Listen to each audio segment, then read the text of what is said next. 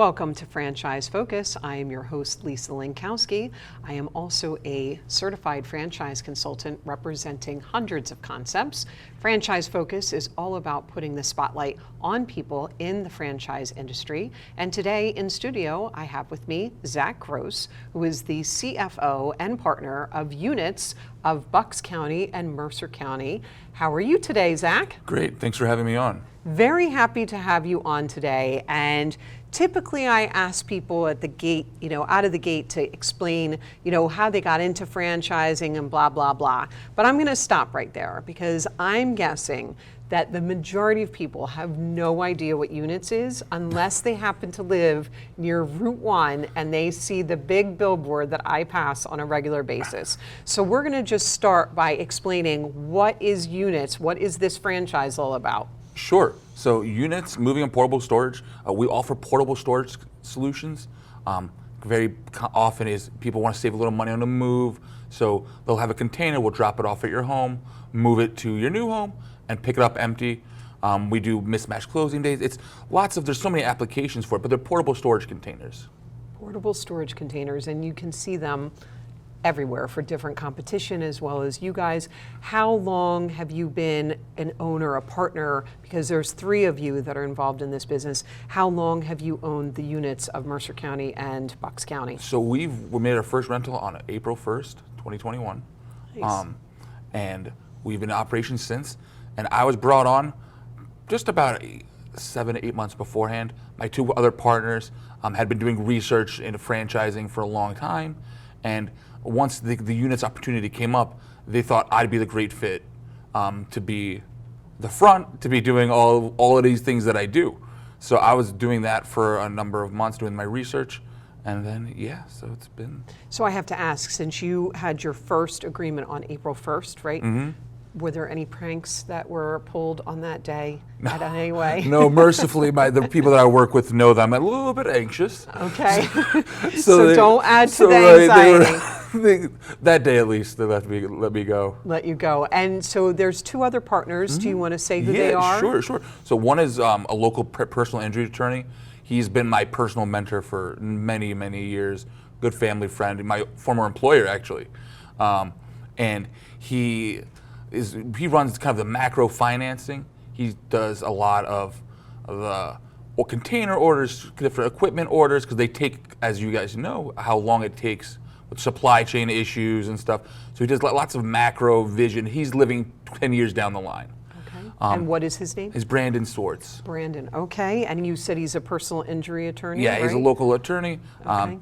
Again, he's got his hands in a bunch of different things, but this is just one of them. And then my other partner is George, and he's my operations manager, and he's the CEO.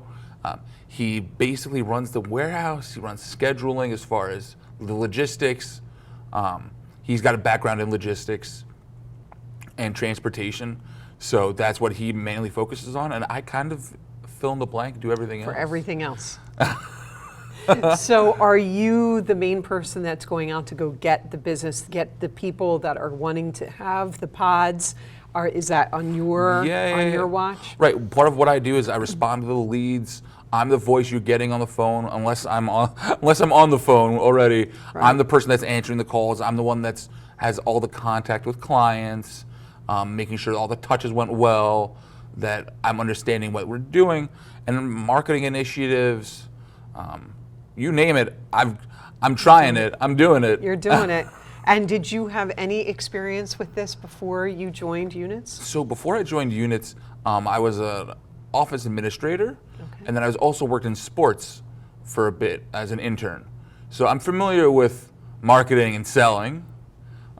This is a little bit different, a little bit different than that. And your feet are in the fire as a partner. Right. Now it's more skin in the game. Right. But yeah, other than that, not much experience before then. Okay, and you guys just celebrated your first year then, Yes. right? Your first year in business, so congrats. And that's one of the biggest milestones to get over as a hurdle. So congratulations on that one.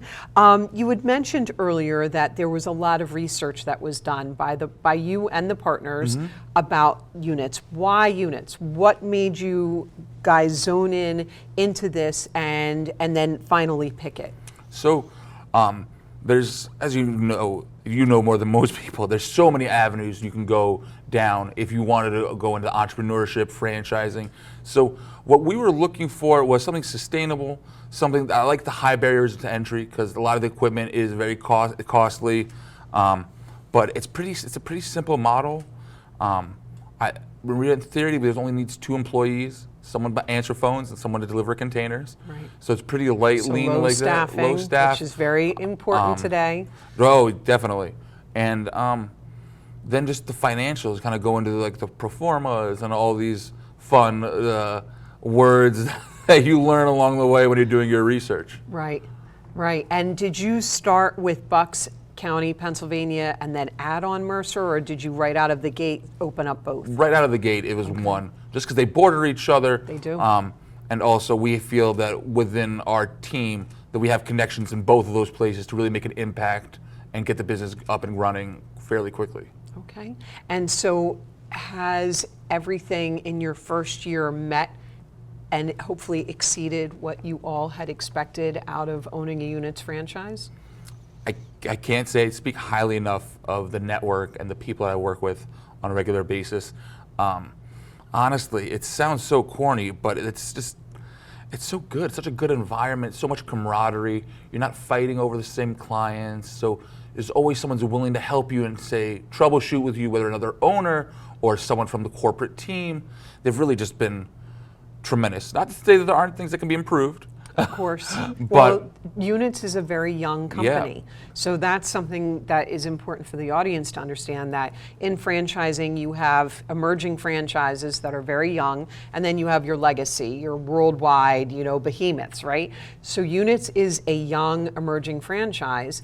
And of course you're going to have those growing pains which benefit future owners, because these growing pains are getting fixed and strengthened by the existing owners to go, can we make a little bit of a change here and a little bit of a tweak there? But when it's a more established franchise, those changes are not being made. Everything is established. This is the way it is because they've figured everything out. So right now you're just still kind of working through some of those kinks, right? Mm-hmm. Yeah, definitely. And one of the things I love about the network is they have the skeleton basically for me. Where a lot of these things, one of the things that drew me to the franchise model is there's no situation we'll encounter that they haven't encountered. Right. There's like a novel issue or problems. Might not be common, but things happen. There's always someone to talk to, get guidance, and help support when you need it. Right, and you had mentioned that the camaraderie in the network with the other owners is fantastic. There's a lot of collaboration. Everyone's in it to help one another because, again, you're not in competition with each other because everyone has their own territories. Everyone has their own business. And so now you get all of these really intelligent people from all different walks of life all coming together because they all want the same thing, which is to have a successful business. So you help each other. Can you give a couple of examples specific of how that has worked out? So I'll tell you that we're very close with a couple of the franchisees that border us. And my first container that we rented was actually, I didn't do the renting. One of the other franchisees got the lead. He knew it was in our territory. And he kind of swung it. He did what he did. He's a great salesman. And that was the first container. So I can't even take credit for it. For the first sale. For the first sale, I can't can't take credit. Oh. But I'll take credit for a few of them after. But what integrity that it came into him. He knew it was not his area, and he passed it on over to you guys. And I'm sure the same thing has happened where you guys get calls and you go, this is not our territory, and then you send it on over, right? Of course, yeah. And it's such a good, again, these people are such good, I want to say, not even mentors, but just they're good businessmen, and they want to help the team eat. The saying is everyone can eat. We're not fighting over the same clients. It's very clearly delineated. So it's very easy to just be like, okay, this one is over in 18940, so that's Zach's team. It's in 08046, that's Brad's team, or fill in the blank. And it's just very clean cut, kind of a sigh of relief, honestly. Sure, yeah, because then you don't have to worry about it. And and I always tell my candidates that if you're opening up a franchise where there's no other owners, that's not as easy because when you have another owner that's locally, that comes near your territory, there's already been some branding. There's already been some recognition. You've seen the trucks driving around, you've seen something. But when you're the first one in a state, you kind of have to start establishing yourself. So you came in and you had territories that were already up and running and established around you, which makes things just a little bit easier. Yeah, and again, great resources, and it's like I'm doing X, Y, and Z with my marketing. You're doing QRNS. What's the difference? How can we make these what's working, what's not? More importantly, what's not working. So let's talk about that billboard sign. Is that a co-op with you and the other territories, or is that just you guys? That was just us. That's just you. Brilliant. Very smart, because you see it all the time on Route 1. Bam, there's units. Bam, there's units. All right, so let me ask you about this. So we know that it's a portable unit that, where you can store things in there. Who are your ideal customers? You had quickly mentioned it, but now let's really dive into that. Sure. So that there's so many applications, but when it jumps to mind is people looking to do a local move and save some money, because instead of paying whatever hourly rate to the movers, you pay a monthly rate with us. We'll drop it at your home. As you're taking out the trash, take out a box. As you're going to work, take out a box. We sell the convenience. That's something that's really crucial to us. So people doing a local move, people with mismatched closing dates, can't get in you have to leave your current house by the 1st, but can't get in until the 31st. What are you going to do? We have a climate-controlled, secure facility that we can bring the container back to. There's that, and then commercially, restoration companies, if you need a place while you're reevaluating damage to a flood, we'll put a container on your driveway and let them do that. And then people that just need excess space. Right. Businesses that don't have room for inventory. Right. Let's come back to the moving, because that's intriguing to me. So instead of hiring a moving company, and you've got this short window and everyone's running to put everything in and chuck it onto this trailer, and and you're trying to get it all on there, instead you would have this portable unit at your home. You take as much time as you need, fill it up. But then how does it get, let's say you're moving from New Jersey to Wisconsin, how is it going to get to Wisconsin? So that's where the magic happens. That's where it comes back to my facility, and we ship it on a flatbed truck. Is that normal with these units? So usually we handle, it's definitely not rare. We do handle more local containers, local moves. So if you're moving a couple towns over, or like within an hour, generally speaking within an hour and a half or so, we'll handle it ourselves. Okay. And in that case, we'll drop it off. You let us know when you're ready for us to move it. We move it. You guys unload it, again, at your leisure, and then we come and pick it up. And setting you apart from your competition, the fact that you have an area where the portable storage unit gets to be put somewhere, isn't that a little bit of a different scenario? Or no? That's something we offer. I mean, a couple of the big differentiators are, one is our robot delivery system, which is probably the coolest thing that I cannot explain. But what it means is basically we don't have, if anyone's familiar with typical, I don't want to drop any competitors' names, but any of my competition, you'll see they have a truck that backs up, and it's a big involved process. As my truck never goes onto your driveway. My driver will pull up to your street and unload it with a robot, and we can place it more precisely than our competitors. There's that.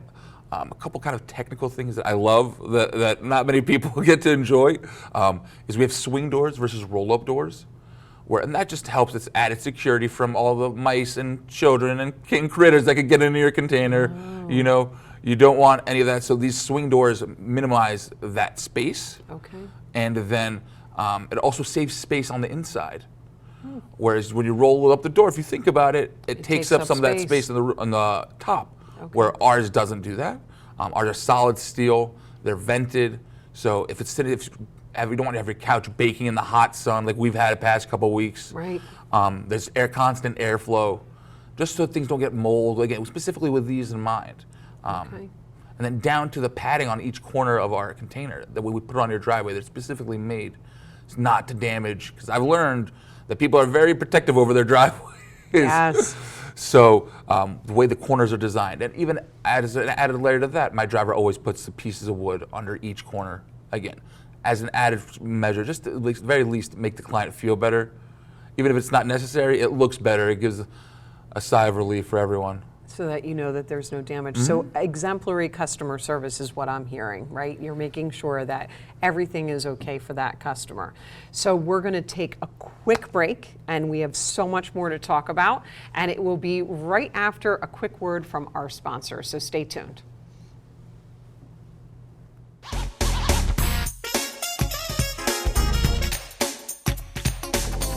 Shelter dogs aren't broken. They've simply experienced more life. If they were human, we would call them wise. They would be the ones with tales to tell and stories to write. The ones dealt a bad hand who responded with courage. Do not pity a shelter dog. Adopt one.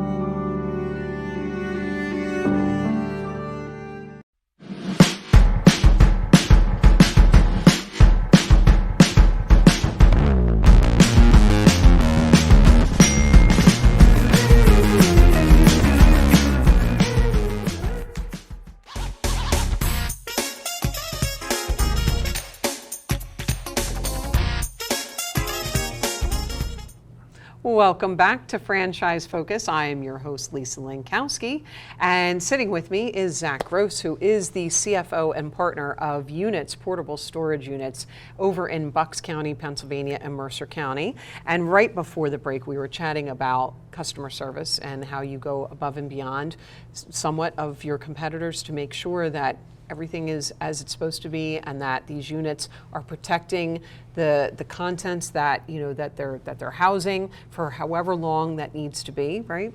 So I'm going to just take a bit of a turn for a moment and talk about the fact that you actually come from a family of franchising owners. So franchising was not exactly new to you when you came into Units. So tell us about that. Sure. So I was born into a family that had franchisees. My parents, when I was born, owned Baskin Robbins and Subways out in Minneapolis.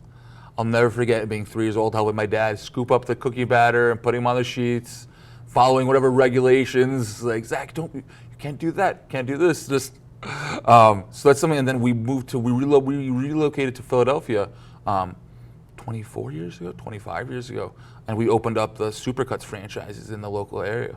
Okay. And which area is that? So they're all over Bucks and Mercer. As of now, I believe that they own 8 of them. Okay. Ranging from Montgomery County to Bucks County, some actually in New Jersey. Wow. Excellent. And this is, who owns this in your family? So it started out as my dad and my mom. Okay. My dad has since taken a back seat. He went back to school, became a teacher. Wow. He's a special ed teacher for the school district of Philadelphia. Thank you, Dad, for that. Very much needed. As is my wife. Oh, excellent. Thank you. But so now, over the past few years, my brother's become the franchisee with my mom. He's in the process of taking over the business. Wow. And that's one of the nice things about franchising, is that legacy aspect that people look for, that they go and they purchase a franchise unit, and then down the line, their kids can take that over, or they can opt to sell the business. There's exit strategies that can be, put into place. So what happens that, is Units worried about your brother going, hey, come on over with our team so that you can start working with us? So if anybody knows my brother, you'd realize that we're not exactly in a rush to work with each other. Okay.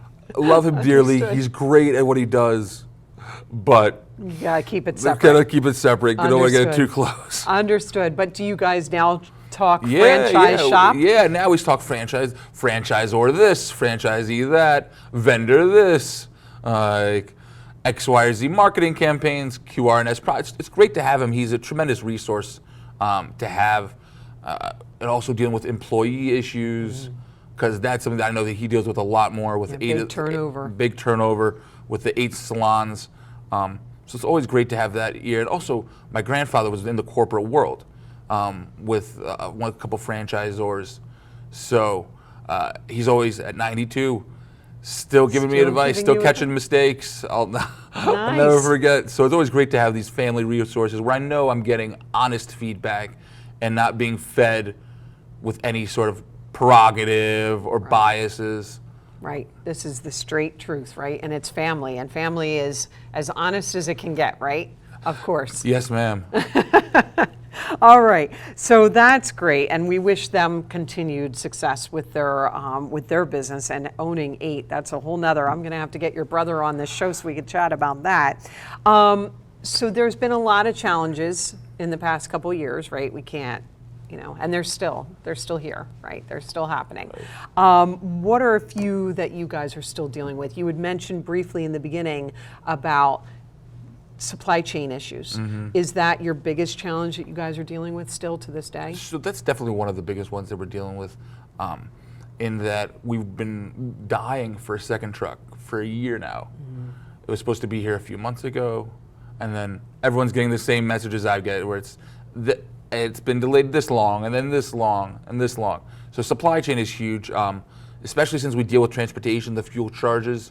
Right. Gas has really hurt us, and it's been, I'd say it's more interesting how to navigate that without passing the cost along to the customer. Right. Or trying to minimize the cost that's passed along. Pain. But that, and then just kind of everything what everyone else is dealing with the economy being what it is, and all these, we're dealing with it too. Right. Everybody's in it together, right? Everyone. And when you did your performas, you mentioned about the performas in the very beginning over a year ago, you had no idea that the gas was going to shoot up, so you didn't have that in your performa, right? Right. So there's all these different things that as a business owner, you don't know what's coming around the corner, and you can't necessarily plan for it. And so you've got to act accordingly, and you've got to dodge and weave. But I assume business is going very well for you guys. Yes, thank God, it's going tremendous. We are growing. It could always be better. The ambitious part of me is always looking for more, but we're 16 months in, and we're getting it. We're kind of getting into the groove of things. The second truck will help with our ideas of expansion. Right. But yeah, business is booming. We're learning every day. Every day is a new kind of moment, kind of jaw-dropping, what am I doing kind of moments. But it's part of the fun ride of being a business owner. Right. Right, hair on fire one day, Right, exactly. then able to laugh about it the next day, and then it just keeps on going as a cycle, right? And you have kids, because you had mentioned that you were going to share a picture of your baby in a onesie, which I'm so disappointed that I don't have that to show my audience. But what do your kids? I mean, they're young. How old are your kids? So my oldest is 6, my middle child is 4, my youngest turned 1 in June. And what do they think about Daddy being a business owner in this They world? they like the forklift. Yeah. They like to sit on the forklift. They don't totally understand. No. They know that Daddy rents storage units. Right. That's what they get it, but they love Past it. that, They just, and they see that, all right, one more second, I have to take a call. Just natural things you'll see as a kid of a franchisee or any business owner, actually. Sure. I used to, when my kids were younger and I would be taking calls in the car, I had a symbol that was this, that meant I'm on the phone, because they'd start, talking with each other, trying to talk to me. And to this day, I've been a business owner. I've been working from home forever, like almost their entire life.